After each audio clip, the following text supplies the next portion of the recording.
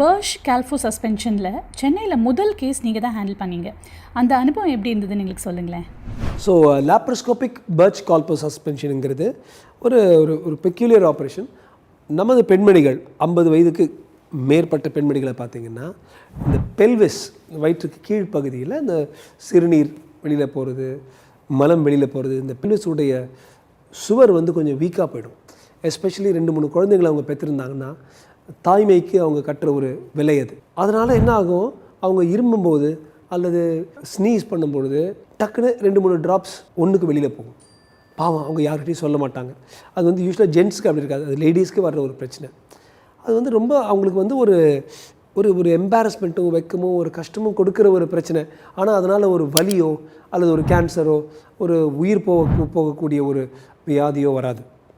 இவங்களுக்கு என்ன பண்ணலான்னா இந்த லாப்ரோஸ்கோபிக் பர்ச் கால்ஃபோ சஸ்பென்ஷனுங்கிறது ஒரு வித்தியாசமான ஆப்ரேஷன். சின்ன நுழைவாயில்கள் மூலமாக இதை நாங்கள் பண்ணுறதுனா முக்கால்வாசி லாப்ரோஸ்கோபிக் மினிமலி இன்வேசிவ் சர்ஜரி. அது மூலமாக அந்த சிறுநீரகத்திலேருந்து பிளாடர்லேருந்து சிறுநீர் குழாய், அதாவது யூரித்ரான் போகும், அந்த ஆங்கிள் இருக்குது, அந்த கோணத்தை கொஞ்சம் அதில் மாறுதல் செய்து அவங்க இருமும் போதோ அல்லது எக்காரணத்துலேயோ முக்கும் பொழுதோ வயிற்றில் இருக்கிற அந்த அழுத்தத்தை அதிகரிக்கும் பொழுதோ அவங்களுக்கு அந்த ஒன்றுக்கு லீக் ஆகாமல் செய்கிற ஒரு ஆப்ரேஷன்.